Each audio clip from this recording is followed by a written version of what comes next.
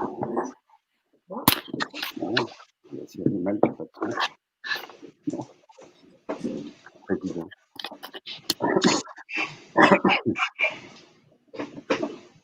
hello. Good day, everybody. My name is Federico Hernandez.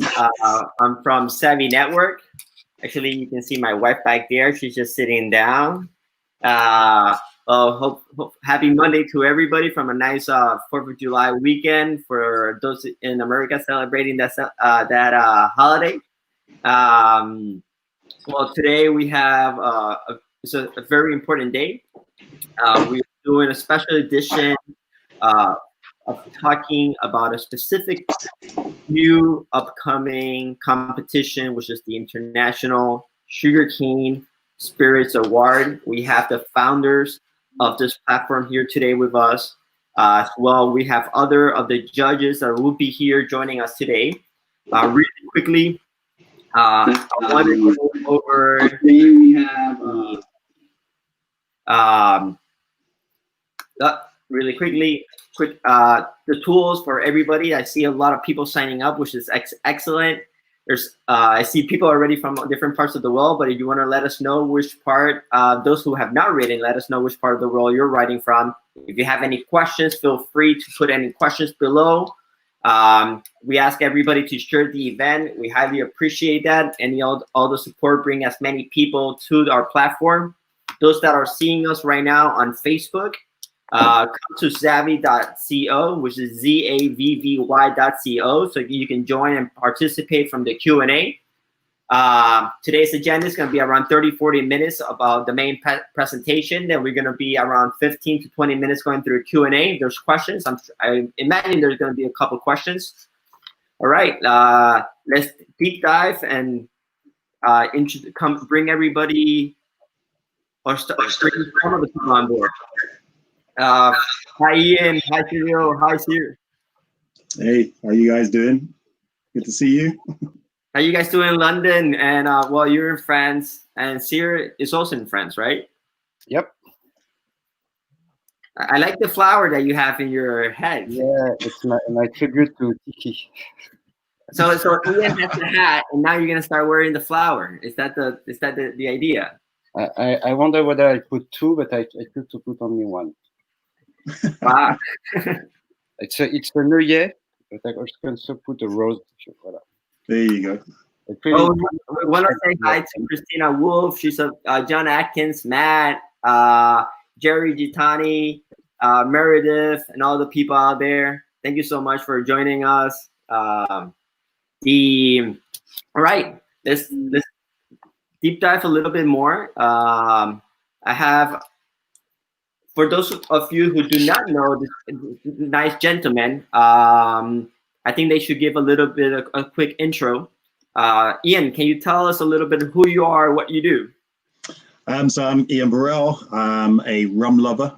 Some people know me as the ambassador, global ambassador for rum, which I've been doing for over 25 years of traveling around the world and spreading the gospel according to the rum category. So that's all I do, really, besides lots of other stuff that people know about, but they don't know it's me. All right, great. Cyrille Hugon, can you tell us a little bit about yourself? And yes, of course. I'm Cyrille. I'm now used to say I'm the French son of Ian Burrell. You guys look kind of similar. To be honest, I fell in love while working with rum, while working in an importing company named Dugas in France. It's a big fine spirits importer. They import whiskey, port, Madeira, sherry wines, but all kinds of spirits. And this guy, Mr. Dugas, asked me if I thought that there was something to do with rum. That was in year 2001. So we started investigating importing rum. It was not that easy at that time because you had to group pallets to put them on boats and share them with Germans and Dutch guys. And it was quite an adventure. Until a guy named Ian Burrell launched the first rum festival. I see you. And so I really fell in love with rum when I went doing my market and have a lot of fun at his festival. And from there, I worked in that company for long, and then I had the opportunity to launch the same thing in France, the Rum Fest Paris. And then we launched alongside Alexandre Vintier and my ex-girlfriend Anne, the magazine Rum Porter, with the same idea of being in contact with rum, and people who make the rum and countries where the rum is produced, which is quite a big scope on the planet. Very good. Voilà. And, did Ian make you sing at his rum festival?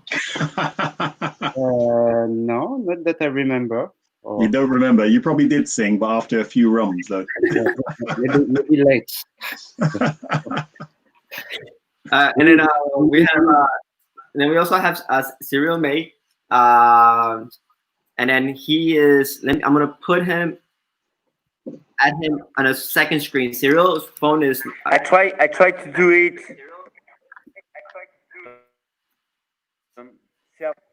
Works. Is that okay? That didn't work. Where are you? I'm gonna mute you here. Let's try it again. Cyrille, can you hear us? Yep. Yes, I can hear you quite well. Perfect, and we actually can hear you well, and there's no echo, which is good. At least this is. Can you tell us a little bit about yourself? Yeah, I can't hear you very well, but that's fine. I'm a writer, and I'm a columnist for a magazine, and I do write 2 books on rum and whiskey, of course, and now I'm working with Jan and Cyrille on this big ISS Awards, which I think is going to be one of the projects in the future. Okay, thank you very much. All right, All right, so let's talk about the competition. A little bit more about the competition. My first question is, what's the idea behind the International Sugarcane Spirit Award? How did you guys join forces? And Ian, can you lead this question, please? Actually, it was Cyrille Hugon that approached me a couple years ago because of the fact that he actually already did a tasting competition in Paris for the Paris Rum Festival, and I used to do a tasting competition in London, and I stopped. And one of the reasons why I stopped was only because one was time, but the other thing was that there was a lot of competitions that were quite flawed. In fact, every competition out there has its flaws. It has its bonuses. It has its pros, its cons. And I just felt that we didn't have enough resources in London to actually do what we needed was to create a tasting competition that would be world quality, that could really establish and say what the rum industry really wanted to say around the world.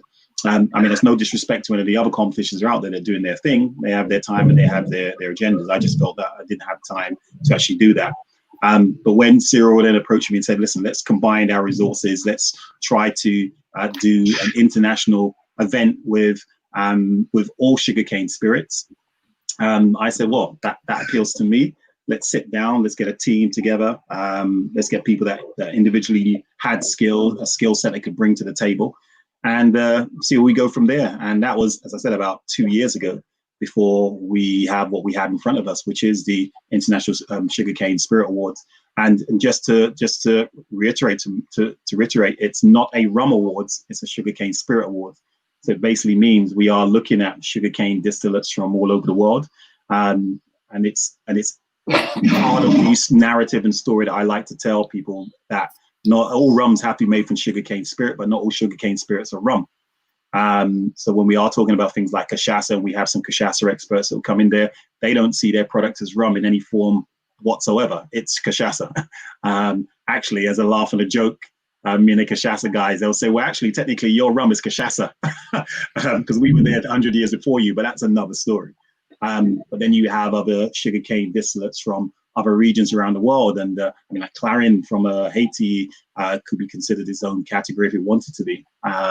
You have Taranda as well from Mexico, as well Canaza, can never pronounce it properly, but from Peru. So there are other sugarcane distillates that are quality, that are part of the history and heritage of those particular territories and areas that should be judged on the same platform as some of the rums and the rum, as the French guys like to call it, and the ron, as you like to call your product, Federico. So they want to be all judged on the same type of platform. So that was the whole idea of having a Sugarcane Spirit Award. And then the other final different thing was the fact that if we have so many international judges around the world, or spirit experts around the world, why are we hoping or trying to fly all these guys into an event like the Paris Rum Festival, or like London Rum Fest, or even some of your events, Federico, inside the States? Why not send the products to their home so they have a month to actually taste, sample, enjoy, go back to assess that particular spirit in their own confinements of their home? So that was the whole idea of creating an award that actually encompasses all of that. So once we highlighted that's what we wanted to do, I said, yeah, great idea, let's do it. Cyrille said, yes, let's do it. And then it was about getting the team together to make this dream a reality.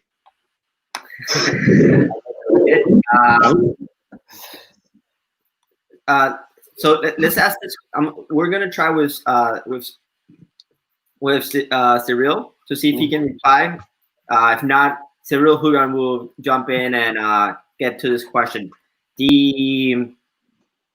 I understand there's 3 to 4 principles about this competition that makes it very unique. And you said some right now, Ian, but Cyrille, you can jump into this. Tell us a little bit more. Alors, you have to say Cyrille A or Cyrille B. Which one are you? Well, I think the mute Cyrille. Yeah, well, no, he disconnected, so he won't be able to reply. So I think you're gonna have to take it from here.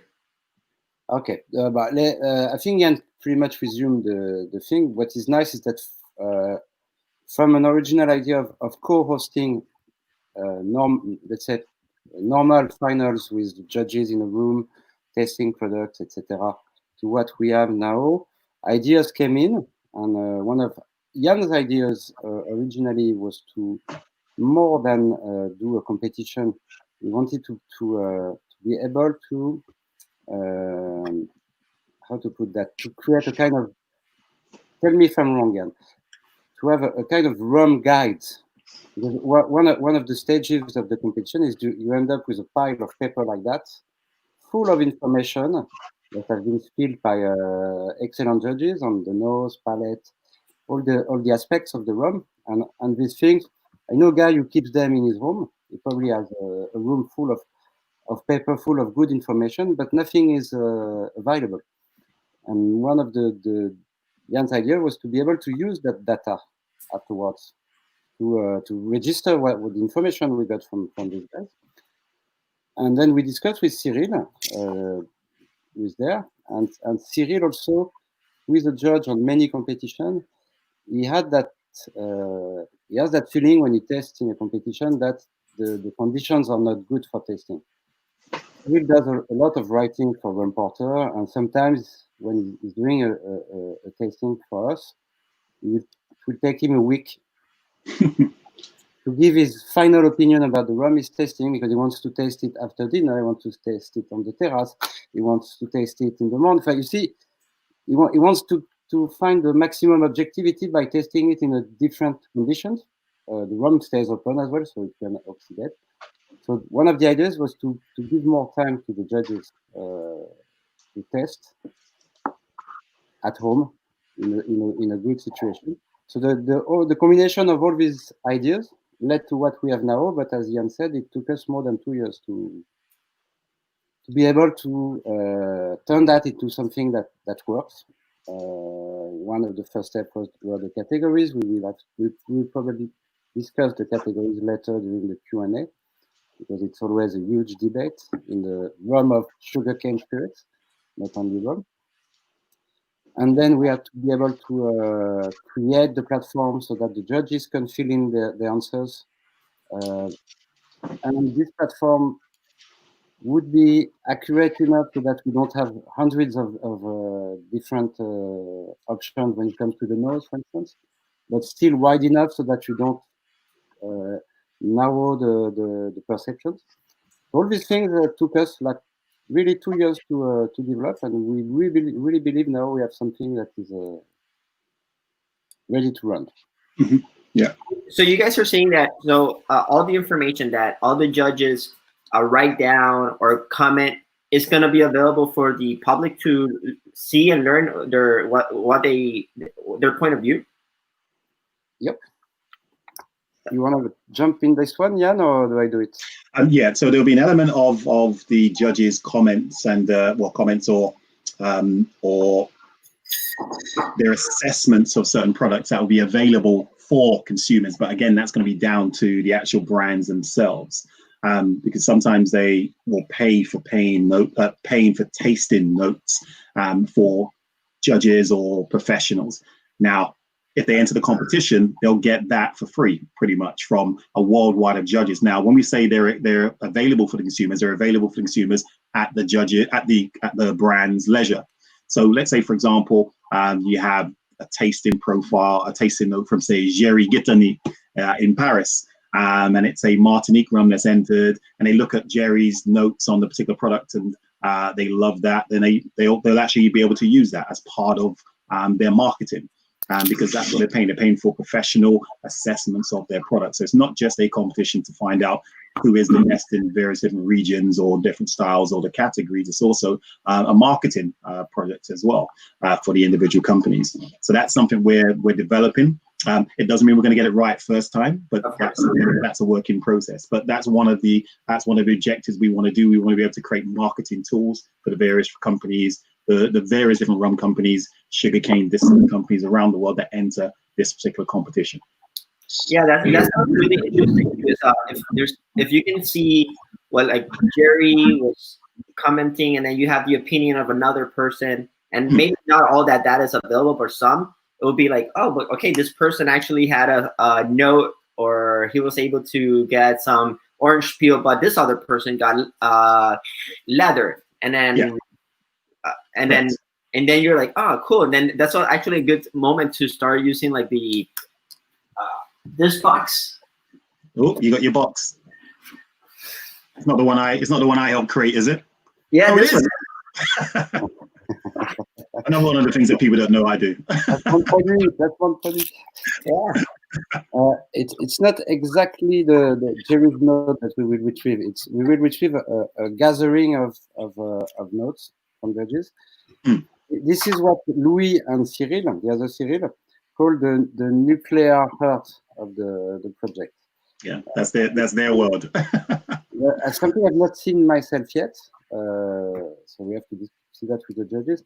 Imagine that you have a choice of 50 words for the nose, for instance, 50 words for the palate, 50 words, and each of them being from the tasting families, that spread like trees, which Cyrille is really used to do that. He's written the book Iconic Whiskey. I don't know if you have seen that. It's kind of an incredible tasting wheel that they invented there with Alexandre Lantier, his teammate. And these are, this is really the nuclear heart of it. And indeed, the result will not be a tasting note, but more of a visual something, once again, to be revealed. I've not seen it. And indeed, in the beginning, we would ask people whether they agree or not. Yeah. What the gathering of judges have found. Yeah. The interaction will be there. But I'm pretty sure it will work year one, Jan. I hope it'll work. It will work. It'll be a great tool for the various different brands, especially for some of the newer brands that enter competition. They have all these buzzwords and all these tasting notes that they can use and refer to that is applicable to their particular product, and come from a wide selection of different palates and sensory expertise around the world. And that's one of the reasons why we have a cross section of judges and palates, because I may taste something and say, oh, I'm smelling and tasting this particular product, and someone else will taste and smell something completely different. But if you have access to that, then you can then say, right, okay, that looks good, I want to use that, or I never thought about that particular aroma or that particular flavor that was attributed to my product. So that's the whole purpose of having a panel like this and access for the various different drinks companies that enter into the competition. Well, talking about panels, when we talk about panels, how do you guys decided to choose this? Like, you have the best of the best right now, and I'm sure a lot more people out there want to be part of it as well. But right now, you have the cream of the crop, and not yet. We're working on it. Can you repeat the question?